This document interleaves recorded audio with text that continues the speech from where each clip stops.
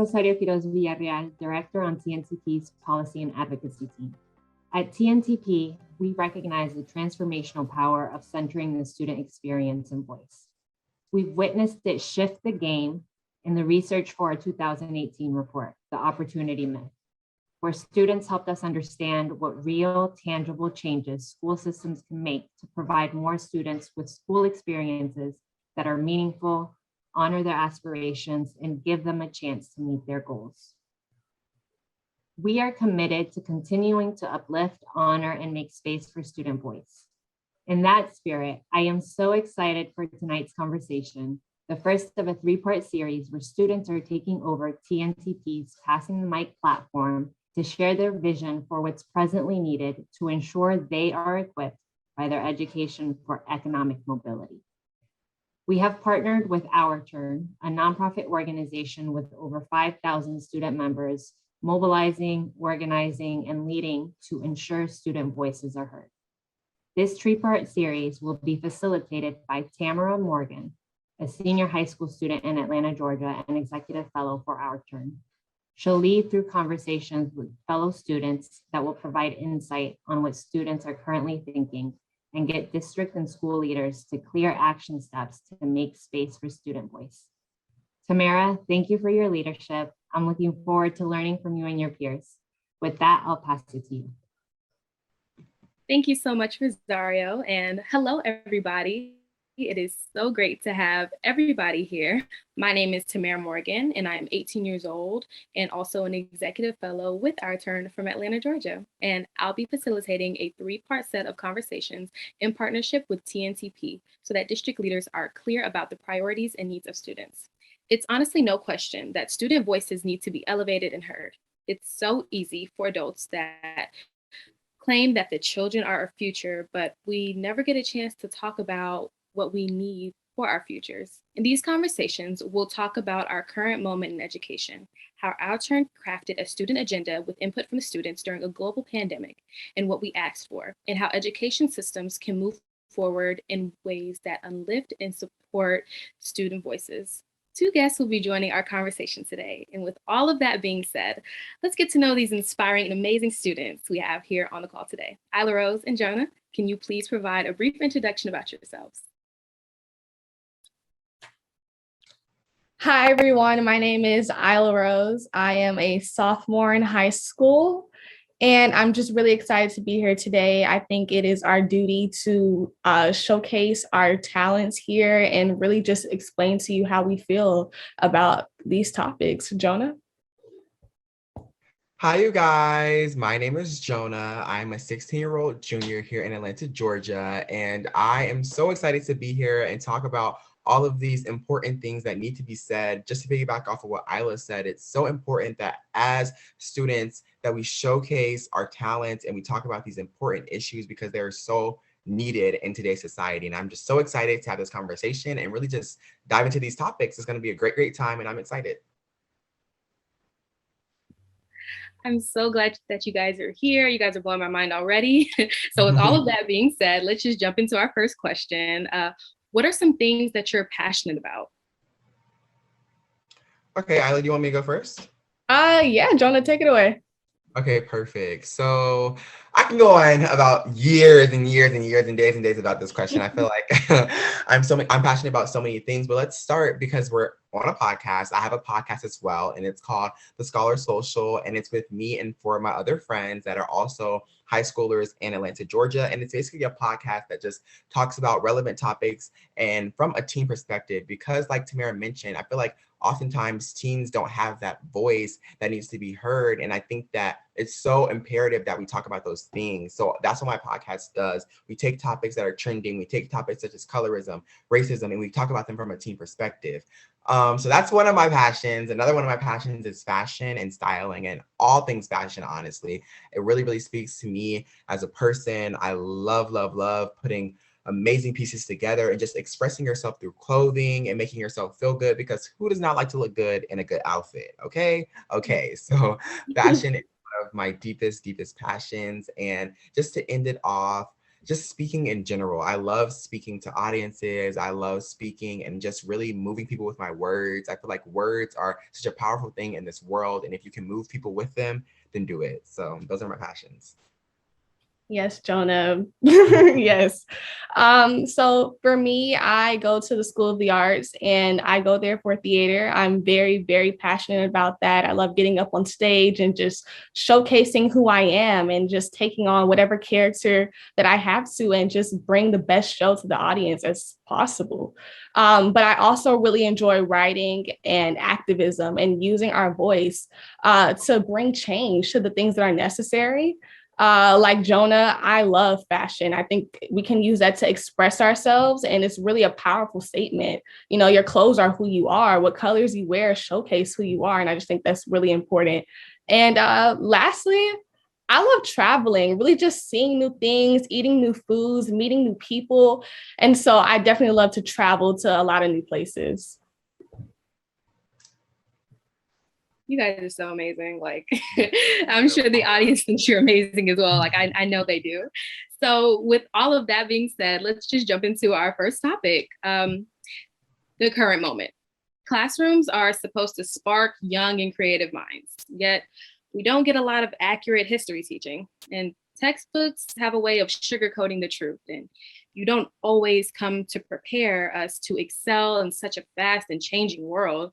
Yet we see so many attacks against culturally responsive curriculum and lessons. Students have been coming together through the initiative Our Turn has started called Truth Ed. Truth Ed's mission is to elevate the youth voices about the truth and identify affirming curriculum in the classrooms. What are your thoughts as students? Is the curriculum mirroring you and your experiences as a Black student? Ila-Rose, I have you go first. Okay, so for me, growing up in Atlanta, you know, the city is very rich. It showcases a lot of Black culture. It was like the home of the civil rights movement. And so I feel like in my city, I see a lot of me just being represented. But when I go to school and I open my history book, I don't see the same. I mean, Black History Month comes around and, you know, we see Martin Luther King and Rosa Parks, but that's about it. And it irritates me. It frustrates me because there's so much more to who we are as people. And I really think that needs to be shown. Love that, Ila. You took the words right out of my mouth, and I'm just gonna like expound on what you said. I think that you brought up such a great point of like the history books and not seeing ourselves in it, because the things that we do see is that that's all we're taught. We're not taught about the deeper and the better meaning behind all of that history. And it really saddens me because it's just like we're more than what the history books tell us. And we're more than what every single US history teacher goes over. And I think that it's just so not only like saddening, but it's just like, when will things change? When will things get better? Because I feel like for years we've been talking about the school system needing to update their books, needing to be more transparent with their content. And it's like nothing has changed. So it's time for us to create a table for ourselves and start teaching ourselves about our own history and delve deep into our own history and learn for ourselves, because obviously the school system isn't going to do it for us. So I feel like creating platforms like Our Turn, creating platforms like the Scholar Social, creating platforms like these really, really help and support Black students, because it gives us that peek into our actual history. It gives us that peek into reality, because I feel like oftentimes schools don't do that. And as much as we might want them to, it's just, we can't keep begging for so much longer, you know? Yeah. The way you both just gave me chills. Oh my goodness. And this next topic, I'm sure you guys have heard of it because it's trending, sometimes in a good way, sometimes in a bad way. And it's truly, absolutely no shock that the argument against critical race theory is truly ignorant and unfortunately the loudest. In 2021, lawmakers in 13 states throughout the United States succeeded in limiting how teachers can discuss racism and sexism through statewide action. As we head into another round of legislative sessions this year, 3 additional bills have been pre-filed and 5 bills have been proposed across 8 different states. They're doing this by creating fear and planting misinformation about critical race theory. Additionally, over 200 districts throughout the country have been equity initiatives attacked, undermining efforts to better support the Black and Brown student populations that have been historically undeserved. I'm wondering about your experiences in the classroom. What would you do, or what would make you feel represented about you feeling excited in your schools? Have you had those opportunities in your classrooms? Um, I haven't really felt like my whole entire school journey that I've been represented. Um, I feel like as a minority, they try, but it's they don't do the best that they can. I think there's so much more that can be done. And I guess I can elaborate on what I mean by seeing ourselves in history books. So every Black History Month, we talk about Martin Luther King Jr. and we talk about Rosa Parks, but I think there's so much more that we can talk about. And, what about mathematicians, scientists? What about actresses, actors? I mean, I think there's so much more that can be discussed where children like me can see ourselves and realize that our dreams and the things that we're dreaming about, all of our goals are not far-fetched. And in class, I think, we read, but as the time is, evolving, we start to watch videos a lot. And the videos that are being played, it's the same thing. You're not seeing yourself. And I just think increasing the variety of the people that you're showing will help us feel like we belong, will help us feel like school is the place where we can be happy, where we can express ourselves and we can be joyful.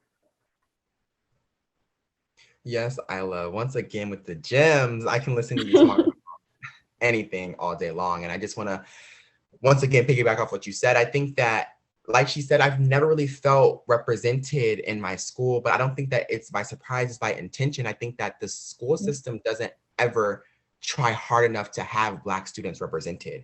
I don't think that they ever go out of their way to make us represented. I don't think that they ever go out of their way to let us know more about our history so therefore we can feel like we are represented in the school system. It's the same thing consistently. And I think that even when we try to get things changed, when we try to ask for things to be updated and stuff like that, it's not happening. And there was one time that I will say I was represented, and I had a U.S. history teacher in 8th grade. And when I tell you he was the best U.S. history teacher ever, he was very, very raw and uncut.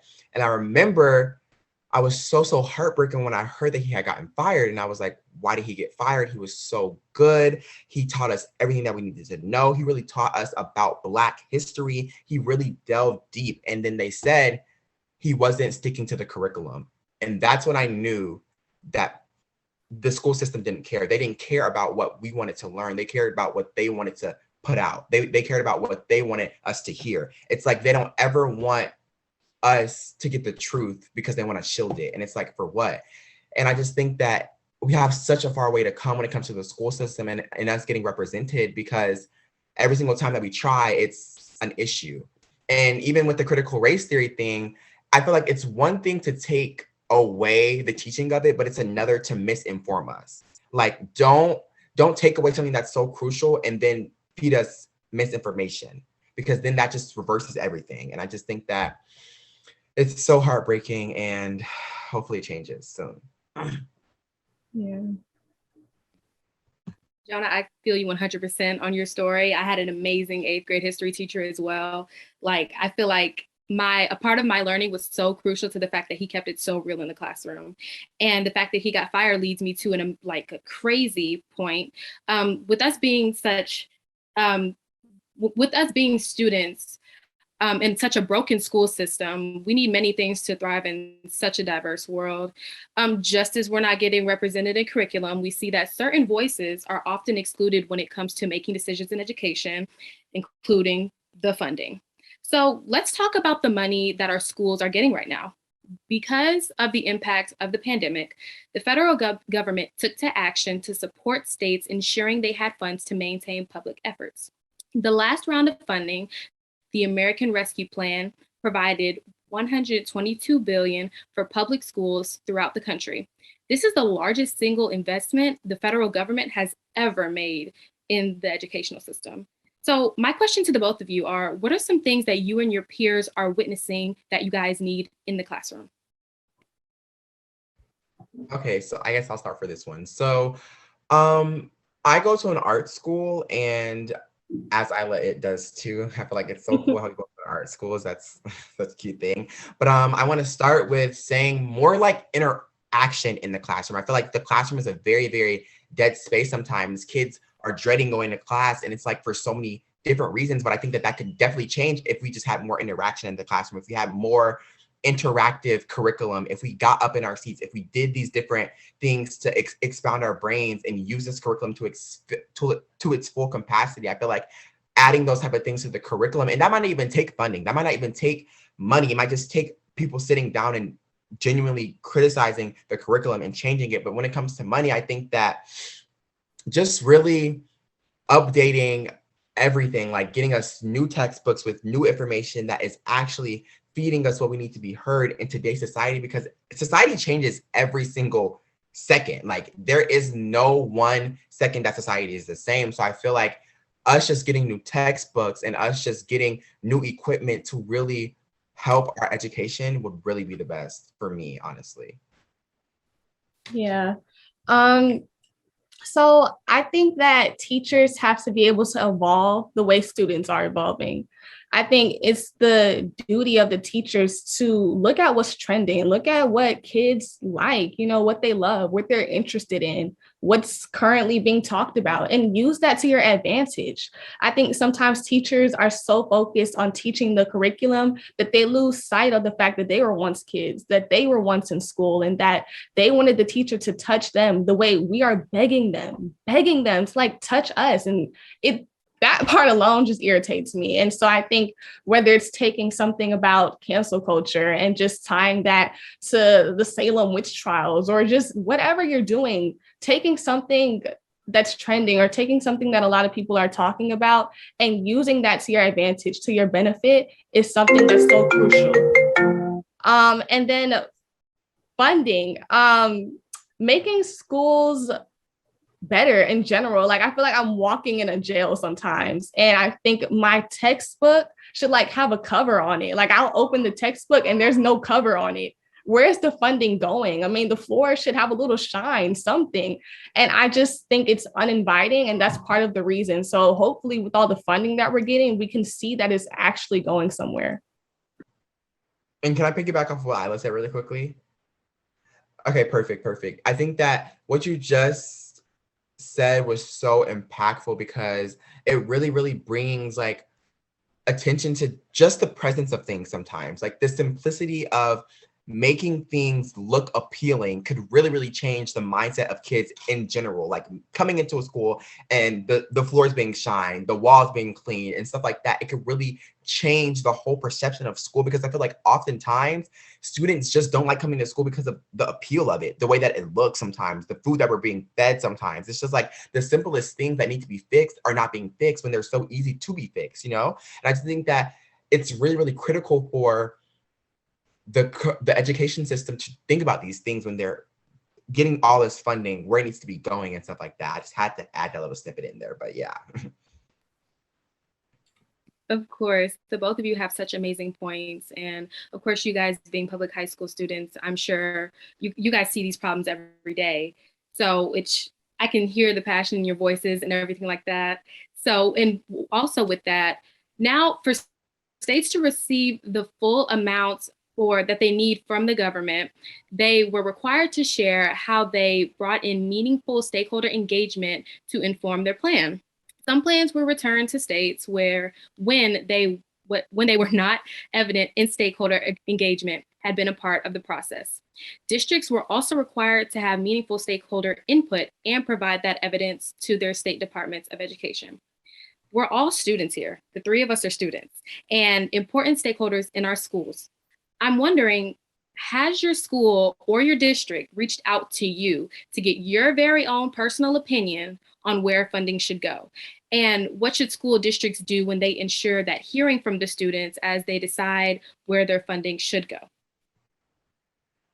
Yeah, so my district, as far as I know, and I'm a very active student, I check my student email, I'm very active in my school and my county.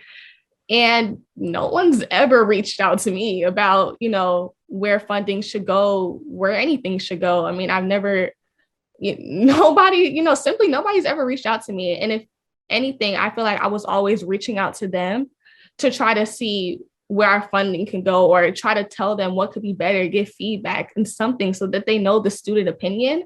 And I feel like I can only do so much, like I'm trying so hard, and I just think that they're not listening, and I'm not sure what else I should do. Honestly, it gets quite frustrating because you want to see so much change happen in your world, in your school, because there are so many kids out there like you who feel the exact same way. And you go to school every day, you do your best, and you still see no change. But yeah, go ahead, Jonah. Yes, this is just to piggyback off what you said. I think that, like you said, no, I've never really been asked what changes need to be made personally, but I think that I got so tired of not being asked that I figured out how to get asked. So actually last year I applied to this program, and it's called the Georgia Superintendent Student Advisory Council. And it's basically like a council of students that are like hands-on with the Georgia superintendent. They meet like 3 times or 4 times every year, and thousands of kids across Georgia applied for this program, and a very select few got in. And I was actually very, very thankful to get in. So I am a part of the Georgia Superintendent Student Advisory Council of 2021 to 2022.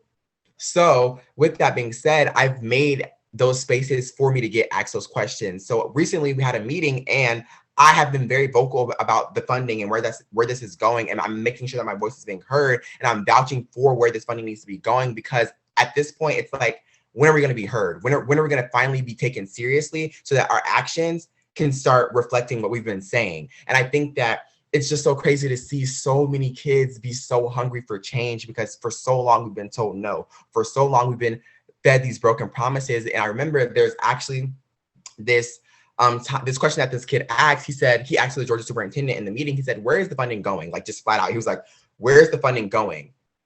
And even he stuttered, and I was like, okay, so if we're all confused, then we need to come together and make some change, because obviously nothing's happening. So yeah, that's what I have to say about that. Right. Jonah, we'd love to hear more about that. And how does the superintendent respond to that? So actually, during the meetings and stuff like that, he does answer our questions, and he does give us answers, but all of us in the meeting sometimes just feel like it's just an answer and that's it. Like, nothing's being made from those answers. It's like we want more. We actually created a group chat together, and we've just been talking after every single meeting and just debriefing, and we're like, okay, how can we make change? After this meeting, what can we do to move forward? And it's like, we're trying to make sure that the things that we're saying in these meetings are actually happening in real time, because oftentimes the things that come from these meetings are nothing, and we don't want to be another cohort of students that just don't make any change. So after the superintendent may give us answers, we're making sure that we're following up with him. We're making sure that he's actually doing these things so that his words can become actions, So I think that he does a great job of giving us answers. Like, he's never just left us open, but he does kind of need some help when it comes to actually pulling through. And I feel like we've all tried and been helping him with that. Right, of course. Jonah, you said something that really just resonated with me. You said you had to stop figuring out when people were going to ask you and figure out how to get asked. Mm-hmm. And I believe that's the kind of attitude that, students carry. And we have all this passion and drive behind it. And sometimes we don't have the adults in power or the people that are much higher up than us asking us these things. So we have to have the attitudes, okay, if they're not going to give it to us, we have to take it. And it's only for the better of us as students in such a broken school system. And that is where it's our turn to really just put our foot down and say, hey, we need this sort of power. We need this sort of, this is what we need in the education. You should not be teaching us this. We want to know this. They understand that we're hungry for it, but what are they doing to actually fix this? So that's why I believe it's our turn to change what we want, to be the change we want to see in the world, and to be the voices that the world needs. So with all of that being said, thank you so much for your time, guys. You guys have been so amazing. Thank you, TNTP and Our Turn, for giving us this space to really just express ourselves as students, Black students, not to mention as well. you guys are future leaders. So, and I see you guys doing amazing things. I'm seeing you guys on social media doing great things. So also we're going to have your social media handles as well. So thank you guys both for joining the conversation, and do not be afraid to have difficult conversations like these with your peers and other students as well.